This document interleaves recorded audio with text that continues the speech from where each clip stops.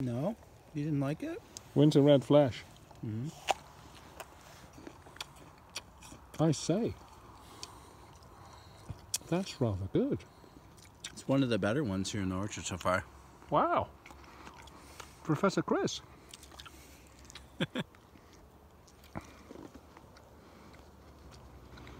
Here I am with Chris in one of our happiest of happy places, Nick Botner's orchard in Yoncalla, Oregon.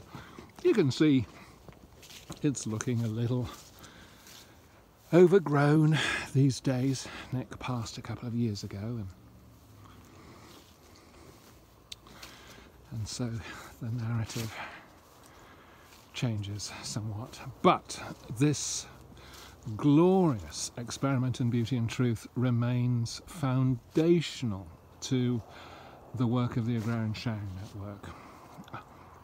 Not only in terms of the vast diversity represented here, 750 grapes, 4,500 unique apple cultivars among others, but more significantly for the comparative intelligence it contains. How have these varieties all been shaping up relative to one another? And it's that narrative that our volunteer network has been so fully and passionately engaged with for many years now.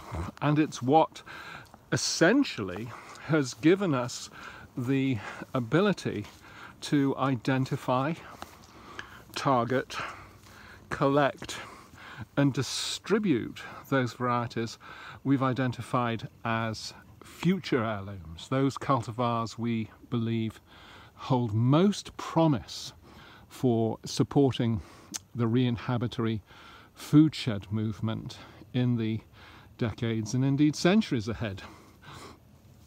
What we find is that this type of intelligence gathering exists in a territory of experience that literally occurs beyond the reach of the dominant scientific agricultural complex, beyond the reach of the market, not least because so many of the activities and relationships that make this sort of effort possible happen on the basis of a handshake.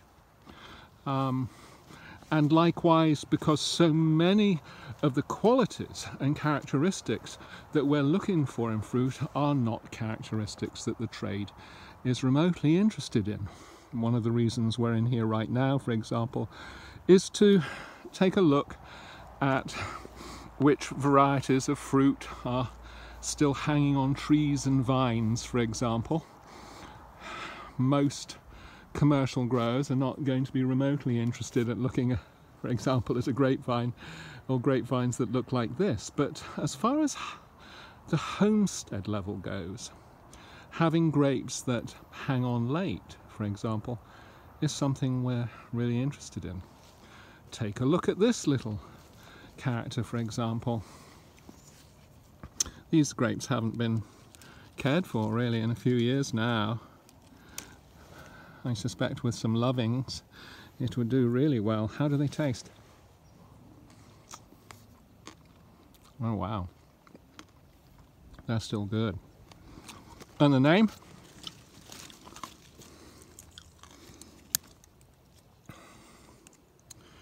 Jefferson.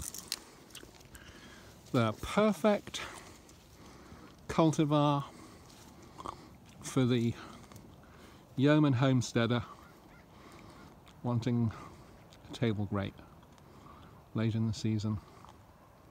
And this character isn't alone. We've got a few we've identified that have staying power